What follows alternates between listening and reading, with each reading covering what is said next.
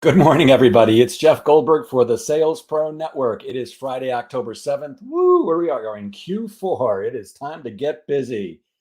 As some of you know, I'm a sales coach and trainer. I work with both individuals and organizations to help them get measurable and sustainable sales increases. And I founded the Sales Pro Network as a place where salespeople can come and network with each other, get help and coaching and advice from great experts. And every Friday morning at 10 a.m., we either do a live training with me or we invite a wonderful guest who can add value to the profession of sales. Today is supposed to be no exception, except so far our guest hasn't showed up, and I'm getting a little tired of saying that, so clearly I must be doing something wrong in my confirmations with my guests. I'm hoping that Kevin will join us in a minute. Kevin is the owner of Time on Target. He's also a sales process optimizer and the host of the Growth Mind podcast. I'm sorry, the Growth Mode podcast. So if he shows up in the next 60 seconds, we'll keep going, and if not, we're going to cut it short. One of the things that I find quite often people ask me is, what's your number one tip for selling? If you could only give one piece of advice, what would it be? And when they do that, I always have two. The first one is consistent and effective prospecting is one of the true keys to your success. Any day that you don't prospect for new business is a day that you can't make money somewhere down the line. So consistent and effective prospecting is absolutely essential. The other absolute positive must-have is always consistently moving the sales forward by getting a next step. And woohoo, I'm so excited because Kevin Snow has now joined us. Let me add him to our stream. Good morning, Kevin. I was getting a little bit nervous that you had forgotten about us. Good. Nope, didn't forget. Just finishing up one meeting, heading right into the next. Got it. Well, I just introduced you, so I'm going to ask you to maybe just give us the 2-minute version of your background. What brought you up to this point? Oh, 2 minutes. Wow. Okay. I'll see what I can do with that. So it's been a constant evolution for me from corporate sales guy to coach to launching a business out of necessity. And that's always a story in and of itself. But then just continually reinventing how we did business and adjusting it so that we could be more effective and efficient to the point where we're now just really focused on process and helping people understand how they sell and how their buyers make decisions, and then integrating the technology to make that process actually move faster and be more efficient for the salespeople. Got it. And what's your background? What brought you up to this? So I'm actually supposed to be a high school ag teacher and a wrestling coach. So didn't really have a background until I got offered a sales job out of college that was going to pay me 2 to 3 times more than the teaching job I was offered was going to pay me. So I made a big shift. I was like, I need to pay school loans and I need to pay for my car and rent and all that stuff. So I made that choice and moved to a new state and started a sales career that has, been 20 plus years now. So. Got it. Fantastic. By the way, if you're watching us live, please say hello in the comments. If you're watching us live on Facebook and you have not connected your account to StreamYard, then all I'm going to see is Facebook users. So if you say hello, please do put your name in there. Good morning, Don Levine, our executive recruiter from Long Island. Happy to see you. Good morning from Texas. That must be my friend, Fran Cole Hebler. Joe Pontius, he says he can't see anything. Okay, Joe. If you're watching us live and you can't see anything, please put that in the comments too. Hopefully it is working for the rest of us. And somebody said, good morning, gents. Thank you in advance for your valuable insight. So I want to dive right into the questions because you're an expert on so many subjects. I know that you believe in non-pushy sales. What does that actually mean? So all the sales techniques, and it's even the ones that I was taught when I got into the sales world, was all these tactics to get people to say yes. And it was all driven towards that one big yes at the end. And it never comes across really authentic and as in a conversational style. It always feels pushy. And that's why people hate, they're so afraid of being in sales because they don't want to be that person. But the key thing to remember about sales is it's just a conversation. And it's a conversation with an outcome. And, think about when you have a conversation with your wife, your girlfriend, your husband, or your partner, or your friend, or just, anyone who's not in your business world. When you end that conversation, there's always those next steps. It's like, yeah, I'll give you a call Friday about dinner, or I'll see you Saturday at the cookout, or we'll do this. And there's always that next step that moves the relationship forward. Sales is exactly the same way. So when we work with business owners who are trying to scale and trying to figure out their business development, we always talk about, go for closure, not for the close. So when you finish that conversation, there should always be a next step that's going to move that sale forward. Either it's a yes, let's start doing stuff, or it's hey, let's do this, and everyone agrees on the next steps and what they have to do. So that's what we teach, and it takes all the pressure off of you as a salesperson, because you're not now just focused on that one really big yes at the end and getting to that point. You're now focused on just how you build a relationship. And you're focused on doing the right thing for your client, not just getting the sale. I love that so much, because it's right in line with how I define sales when I share information and teach salespeople. Sales is a conversation or a series of conversations leading to help the other person choose to do business with you. It's not about pushing. It's not about convincing. It's not about persuading. It's not about talking people into things. It's just a chat, which hopefully enough of those end up with somebody else going, hey, Kevin, whatever you got, I got to have some of that. Yeah. And if you're pouring into your prospect and you're teaching them and helping to figure things out, that's just the natural progression. When I get done with a client, they know everything they need to know to fix their issue. Now I just need them to say, wow, that is so freaking awesome. When can you start doing that for me? And that, and have that realization that they don't want to DIY it. If they're a DIYer, awesome. Go DIY it. Go do it yourself. And then when you break it, I know you're going to come back to me, because I'm the one who told you how to do stuff. And you're going to say, I was wrong. I just need to hire you. And then I'm going to charge you more because I have to fix everything in addition to just making it work right the first time. But, that is up to them. I don't get mad when people are like, awesome, cool, I'm going to go do this. Cool, awesome, go for it. My current business partner and I became clients of each other's that way. He posted on the internet in one of the veteran business groups, like, I broke my MailChimp and nothing's working and I don't know how to fix it. And everyone did what normally you would expect on Facebook. Oh, let's set up a Zoom call. I'm a MailChimp expert. I can fix it for you. And they were all pitches. It was all like, hey, jump on a call so I can sell you and I can take money from you. I dropped like 8 paragraphs of, hey, here's all the things you need to check. Go do this, go do that. And he messaged me. He's like, all right, can we jump on a Zoom and talk? I'm like, yeah, definitely. We got on the Zoom. The first words out of my mouth were, I'm not a MailChimp guy, but I'm happy to help you and help get everything moving again for you. So we had the conversation, got him going. He's like, awesome, I'm good. 3 months later, he's back on my Zoom. He's like, I broke it again. I need you just on my team. Yeah, perfect. Brilliant. And now we own 3 companies together.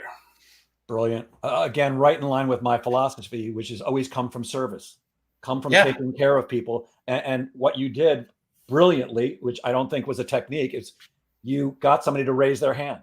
You offered generous advice and he raised his hand and said, hey, I need some of what you got. I love that beyond belief. And that actually leads me beautifully right to my next question. On your website, you say something that I really liked a lot, which is, I'm going to read it. We don't treat symptoms. If we aren't diving in and understanding the cause, we aren't in a position to fully help our clients. That means we question everything.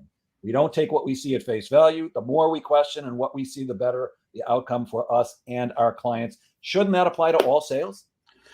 Yeah, and that's really how I do sales. It's not just once we get you as a client, we're going to go ask really hard questions. I'm going to ask you really hard questions during the sales call. And I want to know what's going on in your world. And this is something I learned back when I was still a relatively new sales guy and I was selling for Nextel. Remember the walkie-talkie phones? Sure. They loved them. They were so cool. But they were launching in my market and I got a job with them. I was like one of 30 salespeople that they hired for the Minneapolis market. And I discovered, because that was right when they were launching, that was right when cell phones were starting to get commoditized, and everyone was leading with, "Ooh, let me review your bill, and we'll save you $50 a month, and we'll give you a free phone, and we'll do all this stuff." Well, I started going into clients and just really asking a lot of questions. And I threw out the pitch book and started asking questions about, what was going on in their business and what were the issues that they were having, and revenue and scheduling. And in the blue collar world, I started finding a lot, especially for like delivery companies. Their delivery guys were doing this star delivery thing where they drive from one side of the city to the other corner and then back across and then down, and their dispatch was horrible. Or they would get a call in for something they wouldn't know how to give it to, so they just give it to someone, and that person would have to drive an hour to get there, take them completely out of their route. So Nextel came out with this really cool GPS app that you could do dispatching on. It tracked the phones. This was before apps, before there was a Google Play or Apple App Store and all that stuff. So I came in and started finding out all these business problems they were having that are operational issues. I said, well, what if we could actually decrease your mileage by 20%? What if we could allow your drivers to actually do one more job a day without adding on time? And because I was figuring out these were their issues, and then I'd show them the GPS solution and how they could dispatch and do all their job tracking and know where their crews are going and send messages and get job updates and all this really cool stuff. They're like, oh my God, this solves all our problems. So now they were paying my company, Nextel, 3 times a month, 3 times what they had been paying before for a phone. So instead of $50 a month, they were paying $150, and they were still making money. And it's because I got rid of here's Nextel, and we were started here, and here's all these products, and we do this, and that type of sales, and got into, all right, let's talk about what's going on in your business. How'd you get into this business? What's going on? What keeps you up at night? If we can fix that, what does that mean to you? How does that impact your business? And having those discussions, then it was just, oh my God, let's do this. This makes so much sense. Where were you a year ago? And then we became partners instead of me just being a vendor. Yep. We could have those peer-to-peer conversations about business and say, oh, well, what if we did this? What if we integrate some email into this, and now you can do this thing as well? And we started providing them solutions, not just, hey, we're your cell phone guy. Yeah. Again, you said something I love. I hate the word pitch. Stop pitching. And it's just all about the questions. It's all about coming from a place of service and asking the right questions to see if you have what they need. And if so, sharing that with them in a way that they go, yeah, got to have that. And I love that they paid 3 times more than they were for the competitor, but they were still gaining. That just brilliant. Yeah, $50 a month for the voice, $50 a month for the data, and then $50 a month for the GPS on each phone. And they're like, all right, yeah, we'll pay $5,000 a month, but we're gonna make $50,000 because of the additional bandwidth we have and the crew jobs we can do. And they're like, why would anyone say no? I'm like, exactly. Why would anyone use the other people? You were solving a problem they might not have even known they have, and that's why my LinkedIn profile, my title is Sales Problem Solver. Exactly right. Yeah, and everyone, and it's funny because when I have these conversations with other salespeople or other business owners, like, well, I don't want to give away all my secrets of how I do stuff. I'm like, well, why not? None of your stuff is unique. There is I can Google what you do on YouTube right now and learn how to do it. So why aren't you just sharing it? Teach your people how to do the thing. Because they're going to say either that's cool and then go try it and then break it and need you, or they're gonna be like, wow, that's awesome. That's exactly what I need, but it's too much work. I don't want to use my time that way. I need you to do it. But if you try and do that coy sales thing where you're not actually teaching them stuff that they can use, they're never going to feel that need, that being wowed by you, where they're like, oh, you are totally the person that I need to do this for me. Brilliant. I was actually having a conversation with my mentor in the sales training business the other day, and he was asking me where I was getting my business from. I said, almost all from LinkedIn and from networking. He goes, LinkedIn, how you doing that? I said, I'm just giving away advice constantly. I'm constantly giving away what I charge people for, because some of the people who read it raise their hand and call me and go, hey, Jeff, can you teach my people how to cold call? Can you teach my people how to sell more effectively? Can you get me a shorter sales cycle? Just keep giving it away. I'm always shocked by people who have that mentality. Oh, if I tell you, then I'm not going to make any money. It just doesn't make sense. Be generous. Oh, Yeah, it's a qualification technique. If I give you all the info, you're like, sweet, I'm going to go do that. Perfect. You're not my client. You are not my persona. DIYers are not in my client persona. Yeah, I'm looking for the right people. Yeah, exactly. So if I give you all the stuff and you want to go do it, perfect. Awesome. I helped you grow your business. You're going to remember that I was the one who gave you the info, and, maybe you're going to pass me some introductions. That's awesome. But I'm not going to waste time trying to close you. And I'm not going to, even worse, I'm not going to get you on as a client and then have a really bad working relationship because you're a DIYer. And you're not going to let me do my job as the expert. So it's, they self-disqualify, and it's awesome. Yep. And the cool thing is, when you're doing this on LinkedIn, I'm glad you brought that up. You can do this on Facebook too. And it's not so much just posting in your post, in your feed, and giving all the advice there. It's jumping into other people's feeds. It's jumping into groups where people are asking questions. How do I do this? And then you give them the answer. You don't go right to, well, let's jump on a Zoom call and I'll show you. It's, hey, here's how you do it. Absolutely right. That's why LinkedIn groups are great. And that's why I like going to, some of the big competitors like a Jeffrey Gitomer or somebody like that, who's probably not answering all the hundreds of people who are responding to his posts, but I can get in there and answer them and take away some of his audience. I love that. Exactly. Or it's in one of their assistants. They're saying, yeah, that's an awesome question, giving a marketing written answer for it. But the other thing that's really cool, when you answer those publicly, most of the times when I answer those, I'm not actually targeting the person who asked the question. I totally want to give them help, and I want them to get the answer and be able to fix whatever's going on and be successful. I'm targeting all the lurkers. I'm targeting the people in that group that aren't posting, but they're watching the conversations. Absolutely. And I get more DMs from people that are like, all right, so I saw that answer you gave to Jeff on his post in the group. That was so cool. Can we set up a call? Because I have questions. Yeah, totally. Let's jump on Zoom. Here's my calendar link. And, rarely do I get the poster that does it, but everyone else that's watching, I'm now impacting them, and they're seeing that I'm not the sales guy. I'm not the person who's jumping on and saying, oh, let's jump on a Zoom call and I'll show you what we can do for you. I'm actually helping, and they want to interact with those types of people. Yep. I have another question about something on your website, but first, Jerry Marlowe, you said no video. I see you're on LinkedIn. Somebody else was having a problem with that. Joe Pontius, if you would please go into the comments and say how you fixed that problem. I don't see anybody on Facebook or YouTube complaining. So, Jerry, let's get you some video. The other thing I saw on your website, which I was truly tickled by, it says, no dicks allowed. What does that mean?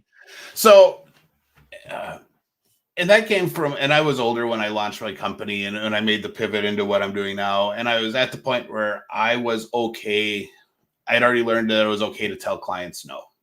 And I developed the idea of what a good client looked like for me and the people I liked working with and what that experience would be for me.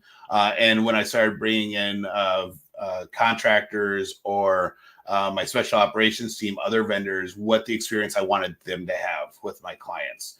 And so it just really became, it's like, if you're an ass, we're not going to get along. I am not going to want you as a client. I'm going to end up firing you. And we're going to end up pushing you off to someone else. I'd rather just, lay it out there right in front and say, hey, I don't want mean people. If you are a mean person, we're not going to get along.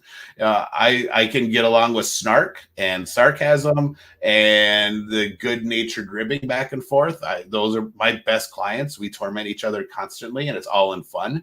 But if you're just a mean person, we're not a fit. I don't want you. I'd rather tell you that you're mean and get you out of my funnel right away, and then risk getting you into my life. Yeah, 100%. I think every salesperson and every sales organization needs to have an ideal client profile. What are you looking for, so that you know what you're not looking for? And like you, I'm not willing to work with anybody who's not going to be fun. I'm old enough and successful enough that I can afford to turn away business. And you said something a moment ago that I've done more than once: fired a client. If it's not working out, I'm not going to wait for you to fire me. I'm going to tell Yep. you I'm not going to put up with any crap. I don't need to, because A, I am old enough and successful enough, and B, I'm consistently putting it out there and getting more people who want to work with me. So why would I want to waste my time being aggravated dealing with people who are no fun? It doesn't make sense to me. I don't work Yeah. with anybody who doesn't pay my fee. I don't negotiate a penny. I don't negotiate my terms. It's, you gotta, if you don't want to play with me the way I play, then go play with somebody else. I always say, here, let me give you a couple of my competitors' phone numbers. If you're going to torture somebody, torture them. Yeah, I never leave a client hanging. That's another thing that's in my immutable laws too. We're never going to just abandon someone. And if we're not a fit, I probably know someone that is a better fit for you. And I'm going to make that introduction.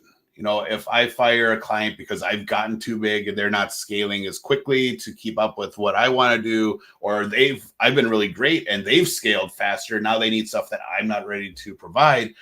I know people that I can get them in front of.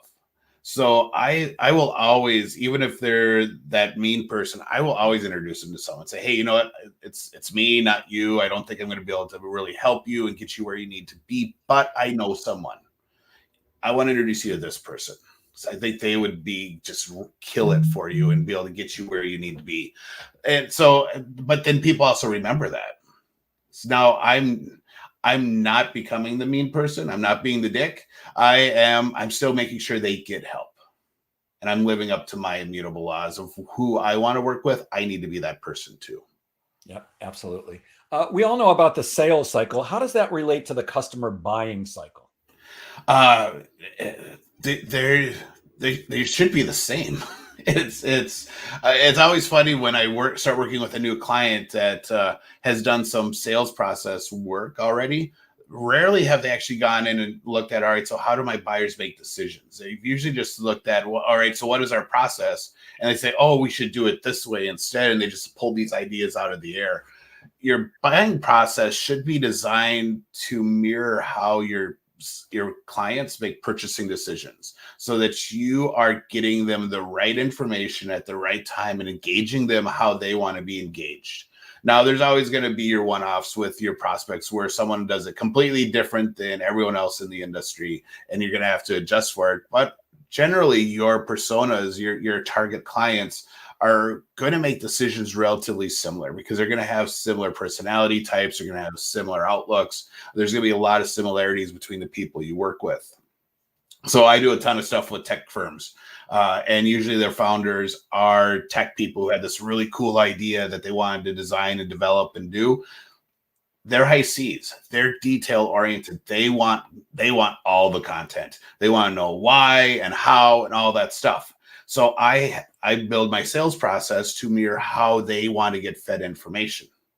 Now, occasionally I get a CEO that has a tech company who is not a high C, who is the visionary type and is a high D, and I adjust and I will make the tweak.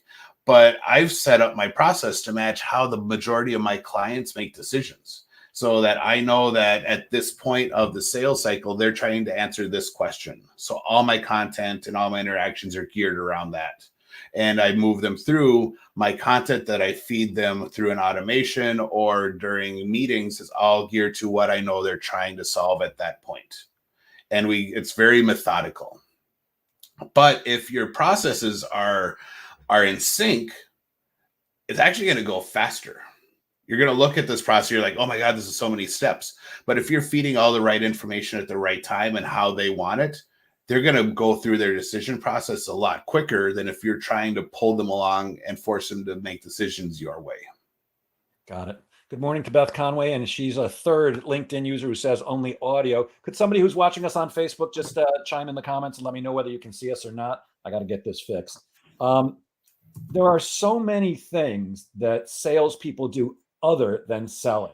How do we get them more time to do what they're supposed to be doing? Is that where automation comes in? Because I know you're very big on automation. Yeah, that's a big part of the automation. That's what I always start off the conversation when I'm talking to CEOs or VPs of sales, is that, the goal of automation, yeah, we want to sell more stuff and we want to do all that cool stuff. But the goal of automation is actually to free up time for your sales team, or if you're a small business, to free up time for you as the owner, so you can spend more time either working on things that actually scale your business or more time in front of prospects. So we always look at, once we get a process mapped out, we'll always start by looking at what are the repetitive tasks in there. What's that email that every salesperson sends every new client at the exact same point in the process? Well, we're going to automate that. That's no longer going to be a sales rep task. The system's going to do that. Data entry. Are they having to enter data in multiple systems? All right, well, we're going to use an API. We're going to get rid of that piece. So now you only enter the data once in your CRM, and now it's there. Or the client's already entered it into an automation tool, and now we're just going to push it to the CRM when they're ready to talk to a salesperson. No more data entry. So it's all finding those things where we can free up time and make it easier for the salesperson. They spend an inordinate amount of time just looking for content. So if we can understand what content needs to go at what time, we can automatically send it, and they don't have to worry about it. They can now just follow up. And, same with notifications. One of the things we talk to clients about all the time is, how are we tracking your prospects' engagement on your website? Are you using cookies? What are you using to know that Jeff just visited the pricing page? Jeff was on this page. Oh, he looked at this rate plan twice. How are you tracking that? And then are you notifying the salesperson that, hey, your client's been on our pricing page 3 times in the last 2 days? You probably want to follow up and have a conversation with them. That's all stuff automation does that makes your salesperson's life easier and allows them to have more authentic and more engagements with people face to face. I love that. Guys, even though I've told you I'm not a big fan of multitasking. I was just multitasking. I went on both Facebook and LinkedIn. I'm able to see us. So it's possible you've got a setting that does not allow you to see the video today. Kevin, one of the things I offer besides sales training and coaching is outsourced sales management. And as a sales manager, I often speak to candidates who are looking for jobs, and I ask them to explain their sales process to me. And I am regularly stunned that they don't seem to know what I'm talking about. If somebody asks me what my sales process is, I can clearly define the 6 steps. How do you define the term sales process? So I'm a high C, so my processes always are really ultra detailed. But for me, it's basically a map. It is a map from how you get from someone not knowing that you and your product exist to being a client and saying, yes, let's do stuff, and then actually utilizing your product and service. And that's what your sales process is. And it's a framework. It is, everyone thinks, oh, it's a process, we have to follow it step by step. No, it's your guide. And the thing that's really important for people to understand about processes for sales right now is that your buyers go forward and backwards in their buying decision process. It's not linear anymore. Back when I started selling, it was we had to interject the concept that they had a problem. We had to teach them about the problem. We had to show them that it was worth their time to invest in trying to fix that problem, and then teach them about the solution and close them. We were in charge of the entire process. Well, now they're doing a ton of stuff. 60 to 70% of their decision has already been completed by the time they engage in a face-to-face conversation with a salesperson. So they are moving forward and backwards in that process based on how they get new information and new stimulus coming in from the market, things happening in their business. They might be in the decision step one day, and then something happens and they find out a new piece of information. Now they go back and needs analysis. So you have to be really fluid in your process, and you can't be so rigid, which is hard for people like me. It's like, but we're here. Our next step is this. You have to be able to go back and say, hey, they're now here, so I need to adjust, and we have to go back a step, and here's why they went back, because they saw this article on the news that freaked them out, so now I have to go do this thing. But that's still the same framework. You might move back 2 steps, but the things you need to accomplish and the triggers that say, hey, they're now ready to move to that next stage are all the same. So it's like your playbook. It's like if you've played football or any team sports where the plays are mapped out, that this is your playbook. We are in, it's third and long. We are going to use one of these 3 plays. While we're in needs analysis, we're going to do these things. It's exactly the same concept. Yep. It's how do you get from hello to closed or hello to not closed so that you can move on. And we're about halfway through. We're speaking with Kevin Snow, the owner of Time on Target. He's a sales process optimizer and the host of the Growth Mode podcast. Kevin, you've mentioned something a couple of times. I think we need to clarify. Perhaps you've mentioned C's and D's. I'm a high D, no shock. Could you just explain what the DISC profile is about? Sure. DISC profile is basically your personality, and it's covers a ton of different things. It's how you interact with people, how you make decisions. It's how you consume data and information. It's how you want to be communicated with. So one of the favorite ones for mine that I did, DISC was cool, but then I learned another one is called put out by a company in the UK called Integris, and it was based on DISC, but it was colors. So your D's were reds, your C's were blues, and then your I's were yellow, and your S's were green. But it was all about how you communicate, which I thought was just completely fascinating from a sales standpoint. It's like, how do you take information in? What do you want to understand? How do you give information back and all that information? So for C's, we're very detail oriented. We also tend to be much more introverted. That doesn't mean we're shy. It just means how we get our energy and what pulls energy out of us. I like details. As an introvert or as a high C, I want to know how things work. I want to know why things work the way they do and why things are happening, the meaning of the universe. I want to understand why suns are having fission and not fusion. I want the details. I want the stuff. So it was really cool when I was doing the sales for telecom, because there's lots of details. So that just sucked me into the technology world, because there was all this stuff about how things connected and how data flows across a different channel. In a T1, there's 24 channels and all these little things. And I was like, oh, this is so cool. And it just completely sucked me in for selling technology. D's, on the other hand, they want the bottom line up front. They want to know what is it going to do for me? Why do I need to spend time on this? And they are really looking at is this going to make me successful? And then in a nutshell, I's are much more about the team. They're all about experience. How is this going to make me look? If I wear this, am I going to look cool when I go out? That's your I's. They want to be the center of attention. And then your S's are your nurturers. They want to help people. They want to make sure everyone's successful, and they are that person. And they're also more introverted. But the cool thing for sales, and when I learned this, I loved it, because I could start now identifying that, all right, Jeff's a D. I need to sell to him this way, and I need to not give him all the details that I think are really cool. I need to give him understand what's important to him and give him that information. My I's, I need to communicate a different way. My S's, I need to communicate a different way. And my C's, we just geek out together because we both talk the same way, and we'll spend an hour just talking stuff. We're like, oh crap, we didn't get any of the things done. Can we keep talking, or we need to reschedule another time? And then we have those types of conversations. So it's that part of understanding your persona, so that you know who you're talking to, and you're talking to them how they want to be talked to, and they're getting data sent to them how they want to. So, for example, with email, I know we're going to be doing a really long email, and there's going to be a mix of people. At the front, at the head of it, I will usually do a breakdown of, hey, here's all the stuff we're going to talk about in this email, and it's all hyperlinked. So it will take the high D can say, oh, I want to read this part, and they can click on it and go to the part they want to read first. And they can read it how they want to, and in their order and in their time frame. Because I know that's what they want. They don't want to read the whole thing to get to the part that was at the bottom that they were really interested in. My C's will read the whole thing.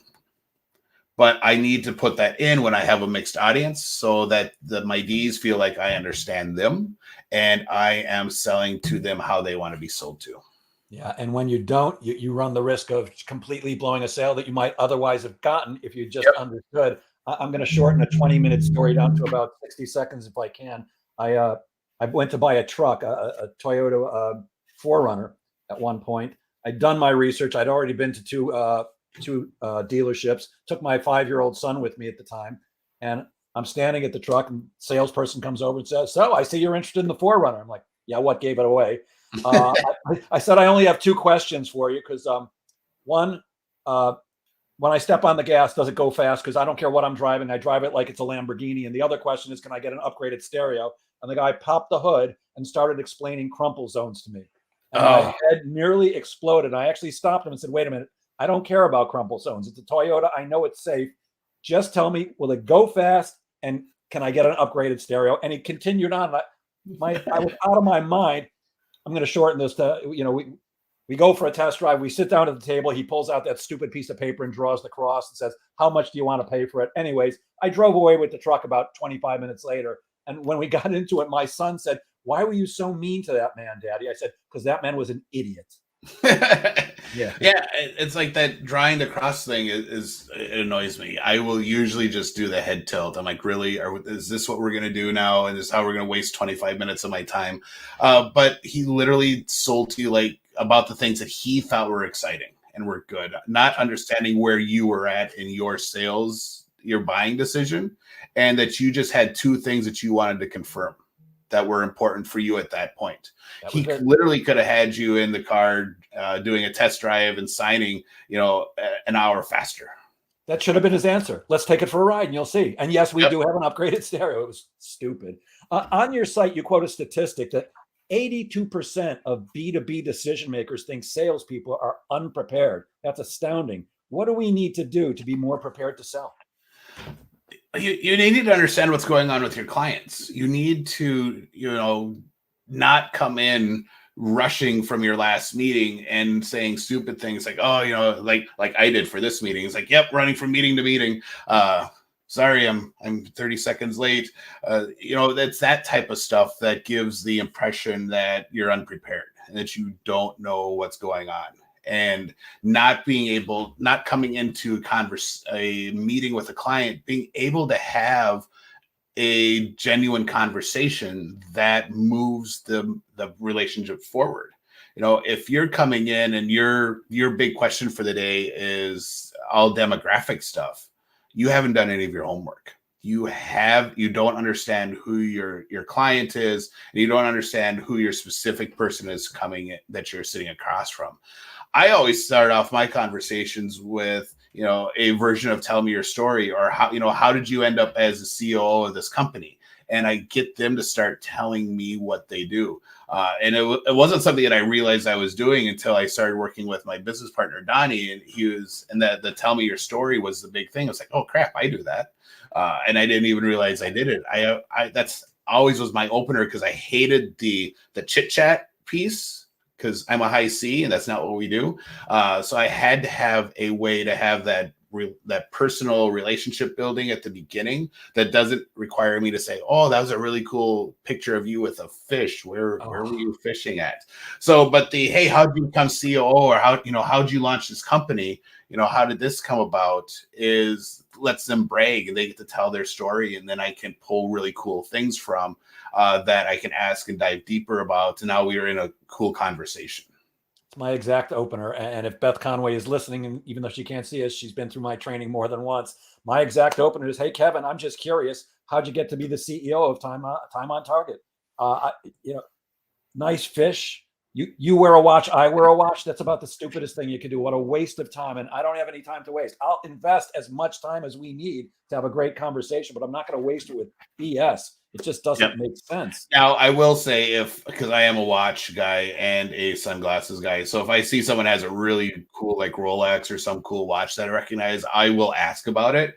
Because if they're normally people that are wearing those watches, those high end types of things, they want to talk about them because they're wearing them because they want to be noticed and they want to have the spotlight on it. So there's stuff like that I will usually ask about if it's something I'm interested in. If I'm not interested in it, I am not going to get into a conversation because I'm going to sound stupid.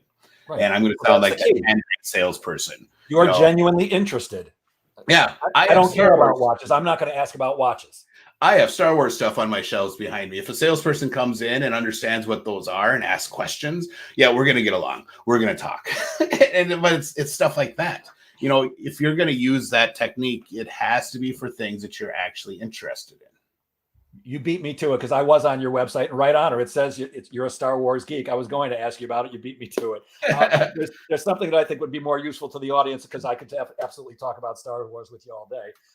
Salesforce is the dominant player in the CRM world. It is not my favorite by far. Is there one CRM that you always recommend, or is it situation dependent? And what are some of your favorites and why?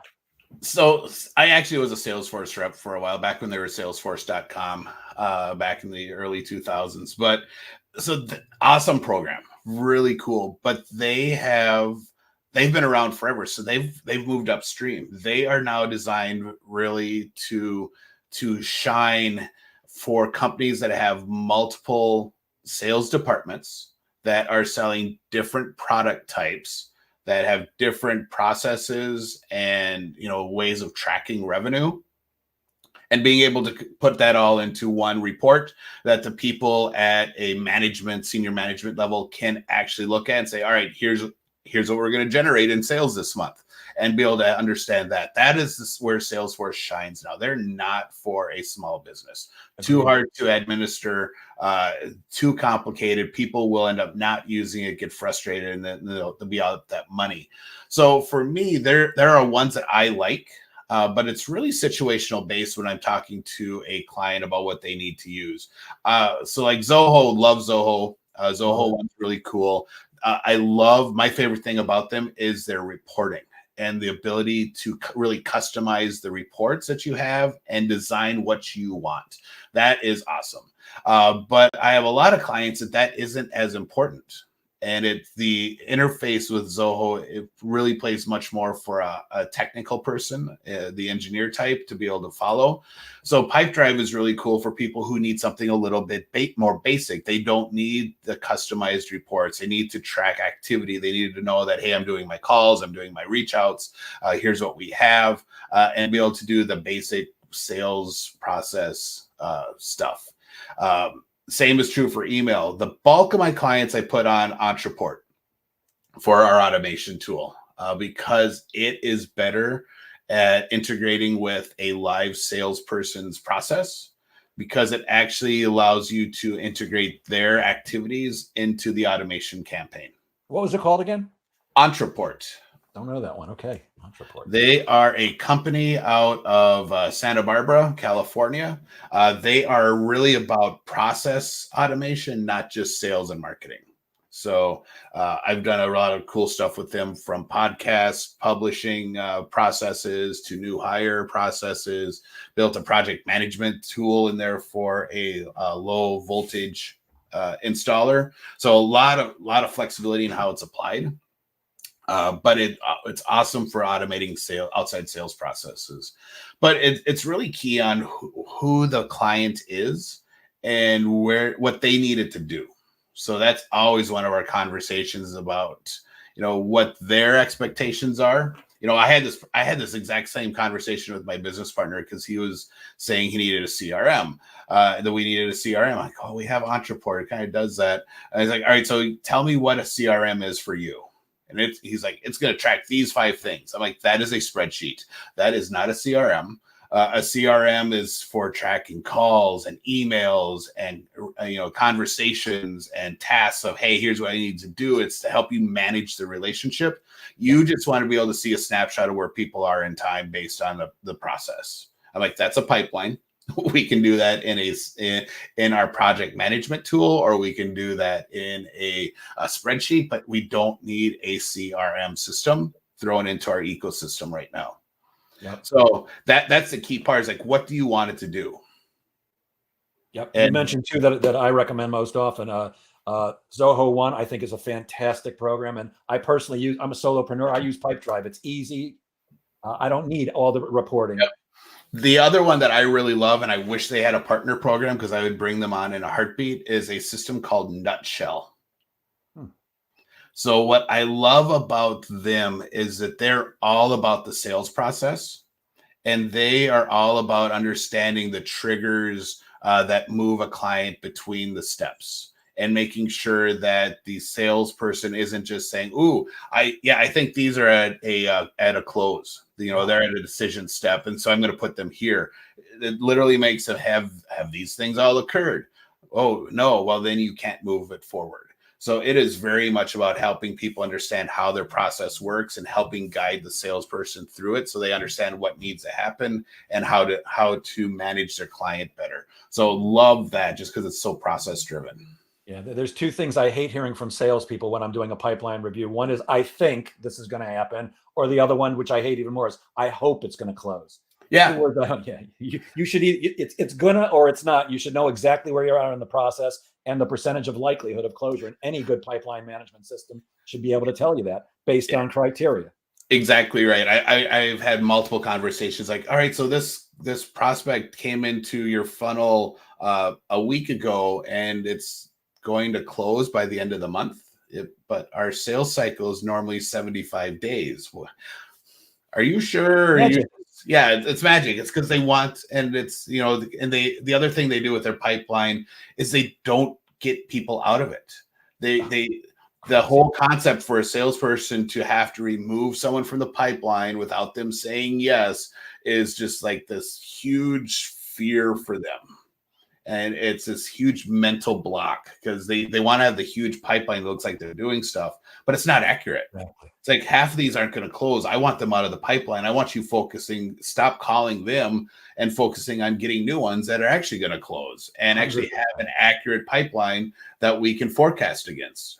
100%. I don't care if your pipeline's pretty. I want it to be accurate, because for most salespeople, and when I do pipeline reviews, I'm nope, take it out. Nope, take it out. You end up with realizing, holy crap, I don't have nearly enough in my pipeline to possibly hit my quota, to speak with enough people, to close enough business. I better get prospecting. That's one of my favorite things to show salespeople. You're not prospecting enough, because to me, that's one of the true keys. And while I was waiting for you to come on, I was saying that one of the true keys to effectively selling, prospect consistently and effectively. Most people just aren't doing that. I get a lot of my business through networking, and I know you do too. In fact, why don't you mention your hat? What is that? So Success Champion Networking, it is a new organization that my business partner, Donnie Bovine, and I launched in March of 2020 at the beginning of COVID, because we realized there was going to be this huge struggle for businesses to get in front of the right people and have the right conversations. We never wanted to be the networking guys again, because we both had that period in our lives. But we knew we needed to do something, so we launched Success Champion Networking, and it is a virtual networking organization. We have 50 chapters all over the country. We have chapters in Canada. We're getting ready to launch in the Philippines now. But we fixed all the stuff people hate about networking. We fixed the fact that you go to a meeting and you spend the bulk of the time just listening to everyone else talk. And that you have to sit through these boring ass presentations of, all right, so our company was built and formed in 1972 and it was started by my grandpa, and going through all that stuff. It's all focused on getting business owners to engage with each other, learn about their businesses, and talk about what's going on so they can actually help each other grow and scale, and building those types of networks where people are actually invested in seeing the other people succeed, not just helping them succeed because they think, well, if I give you a referral, you're going to give me a referral in return. It's helping because helping is the right thing to do. Yep. And guys, I actually was fortunate enough to attend a meeting at Donnie's invitation. Great group. I would urge you, reach out. What's the website you can go to come into a chapter? SuccessChampionNetworking.com, and then just click find a chapter, and you can click through and you can visit a chapter in your area. If there's not one, just reach out to us via the contact us button, and we will help you find a chapter to visit. Yep. And speaking of networking, I get a ton of my business through networking. And you suggest that it's not one size fits all when you're networking, that we actually need to adapt our networking style. What does that mean, and how do we do that? So it's really understanding where your prospects and your clients, how they network, and not, it's not always going to be the in-person events.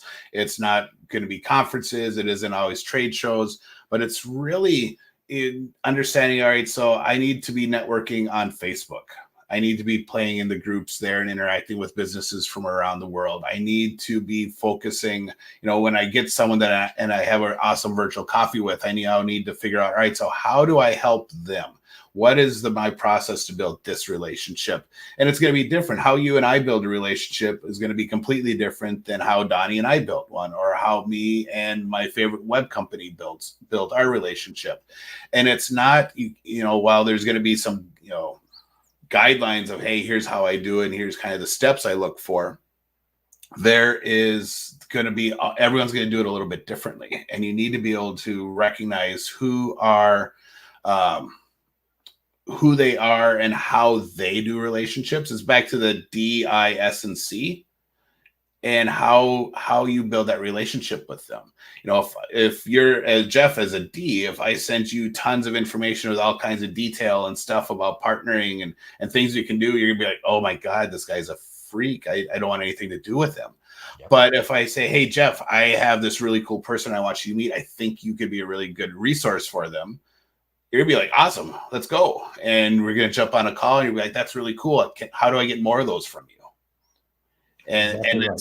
So it's you can't build a relationship the same way with every person. You have to recognize how they want to build a relationship and adjust your process to them. Yep, brilliant. In preparing for these chats, I always go to people's websites and their LinkedIn profile, and I was on your website certainly, and I was looking at your blog posts, and you've read Sun Tzu's Art of War, which I think every salesperson, every human being should read. How do you see that? And I know, but please explain, how do you see that applying to the world of sales? Because it certainly does. So it goes back to, I had to learn Sun Tzu with the military and doing operational planning. Sun Tzu is the basis for how military units do decision making and how we plan missions. We have a thing called IPB, initial preparation of the battlefield, where we basically go through and look at the terrain and the environment and the enemy and us, and figure out this whole all the stuff that's going on in our world at the time. And that's built right out of Sun Tzu's The Art of War. Know your environment, know your enemy, know yourself, all that type of stuff. Same is true in sales, and in business. You need to knowing your enemy is knowing who your target clients are, who your ICAs are, your ideal client avatars, and understanding them. Knowing the environment is knowing the current business climate and understanding what's going on in the world and how that is impacting your customers, how that is impacting you. And then it all applies, in business and in war. And that's one of the cool things, all the things I've learned about running a battalion or a brigade or a division of combat elements are things I've been able to apply in business for how we manage people and how we manage process. And we've been able to adjust and say, oh, lines of effort. This is a perfect way for us to keep track and control us going, doing the squirrel, shiny object. Let's go do this really cool thing, and completely derailing the company. It's like, well, where does this fit in our lines of effort? Oh, this doesn't actually achieve any of those. Let's put it on our list for later. And remember, because it is a really cool idea and we'd love to do it. So it's all those types of things that I've learned from, Art of War, from the military, that we've been able to transition into how to manage and run a business more effectively, and not have to reinvent the wheel. And I know your partner, Donnie. Like him, are you a Marine? No, I am Army. So his brother is also Marine, so there is lots of crap being thrown back and forth. And knowing Donnie like I do, I'm amazed that we've made it 52 minutes out of a 60-minute conversation without you once dropping an F-bomb. Really well done. So I don't swear like he does. I have no issue doing it, but if the person across the screen from me drops a swear word, I'm like, sweet, we're all in. I can do it. But if they don't, I'm like, I can go without. It's not like I have to have it in my language. If I do use one, normally it's for some sort of to accentuate and put an accent on a specific thing. Whereas I'm not nearly as colorful all the time. Great way to describe Donnie. Colorful he is. You mentioned before you've got a special ops team at your company. That sounds dangerous. What is that? So I wanted to bring in, that was part of my process for how I wanted to make sure I was actively working with my best referral partners. So I created my special operations team, and I wanted something different than just saying, oh, here's my referral partners. So I created my special ops team, and I post them on my website. They have their own page. And I present it as these are the people who are experts at what they do. They are the special forces of SEO. They're special forces of social media, of whatever their thing. And they're the people that I bring into my most challenging clients who have the most challenging needs, because I know they're going to get the job done and they're going to complete the mission. And it's a way for me now. I get to give them some SEO juice because they're on my website and I link back to their webpage. I get to talk about them. It's a cool way that they get to promote themselves and say, yeah, I'm on Time on Targets. I'm a member of their special ops team. It's like, oh, what's a special ops team?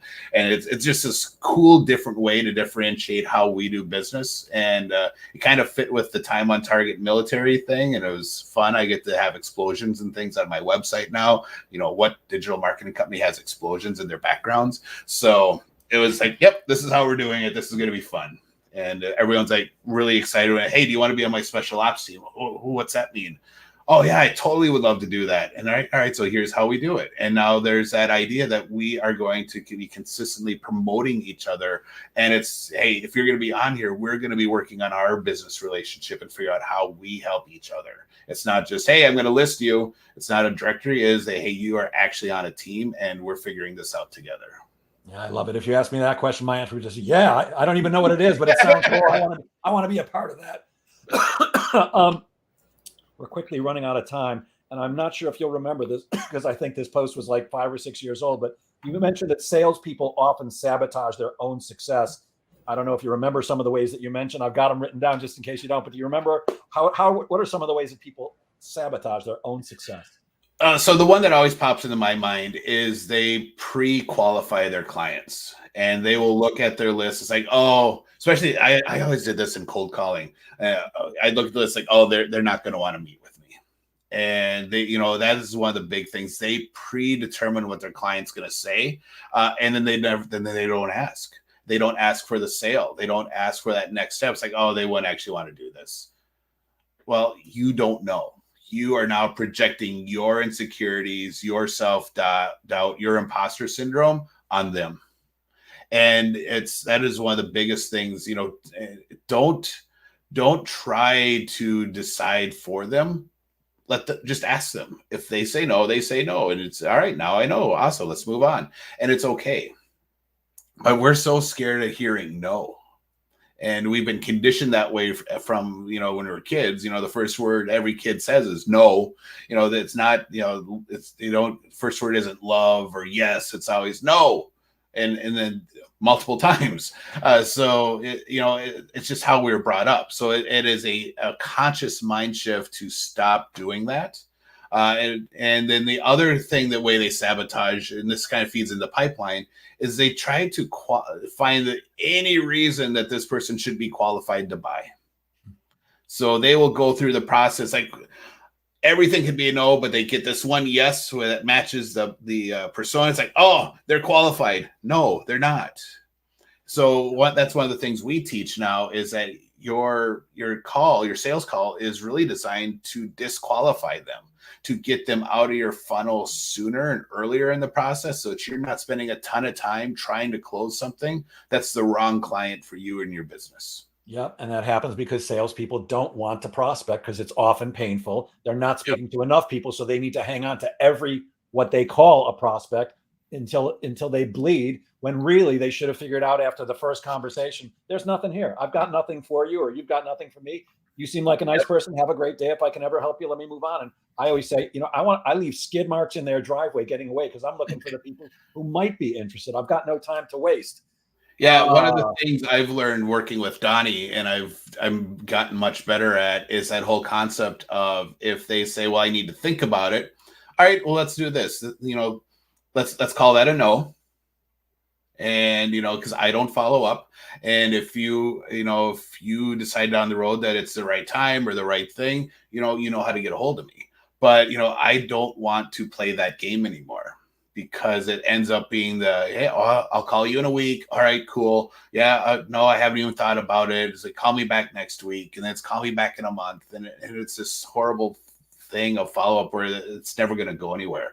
Yep. So it's either a fuck yes or fuck no. So there, now I swore. Now we got Beautiful. That. So yeah, it's either yes, hell yeah, let's do this, or no, let's not. And I'm okay with either. And that's really a big thing now for salespeople. You have to be all right with being told no, because that means you've just freed up time to work with another person that's going to say yes. Absolutely. Yes is my favorite word in sales, and no is a very, very close second. Everything else sucks. Think it over. Yeah. Talk to my partner. Call me next week. Call me next month. Really means call me when hell freezes over. But salespeople take it as, oh, they must be interested. Otherwise, they wouldn't have said, call me back, wasting a ton of time. Yeah, if I find out early in a sales call that a prospect needs to have someone else involved in the decision, I'm like, all right, so are they available right now?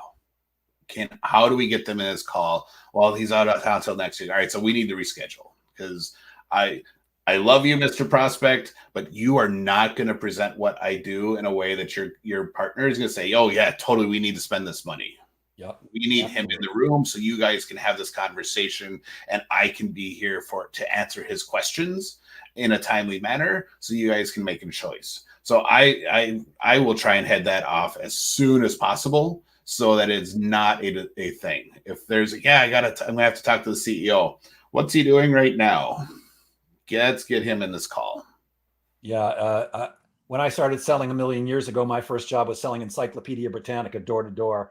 And the one thing they beat into our heads until we were a bloody pulp was you never, ever give a one-legged pitch. You don't pitch the husband without the wife or the wife without the husband, because when they found out it was a $2,000 set of books 48 years ago that they could send their kids to the library to use for free. Oh, no, I got to talk to my wife about that, or I got to talk to my husband. You wasted your time, because there's no way when the wife or the husband came home and said, oh, did you see the encyclopedia guy? How much are they? $2,000? Forget it.